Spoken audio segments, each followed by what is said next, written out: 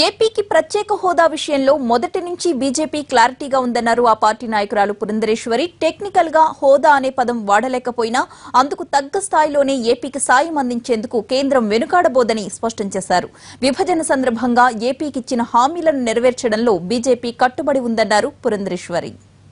ప్రత్యేక హోదా మీద మేము మొదటి నుండి కూడా మా స్టాండ్ వెరీ క్లియర్ అండి. 14వ ఆర్థిక సంఘం రాజ్యాంగపరమైనటువంటి ఒక అథారిటీ. ఆ కమిషన్ 14వ ఆర్థిక సంఘం ఇచ్చినటువంటి నివేదిక మేరకు ఇక మున్ముందు ఏ రాష్ట్రానికి కూడా ప్రత్యేక హోదా ఇవ్వద్దు అని చెప్పి వారు నివేదించడం జరిగింది. ఇంతకు ముందు ఉన్నటువంటి 11 రాష్ట్రాలు ఏవైతే ప్రత్యేక హోదాని ఇప్పటి వరకు అనుభవిస్తూ వస్తున్నారో అవి కూడా ఇప్పుడు డిస్కంటిన్యూ అయిపోతాయి.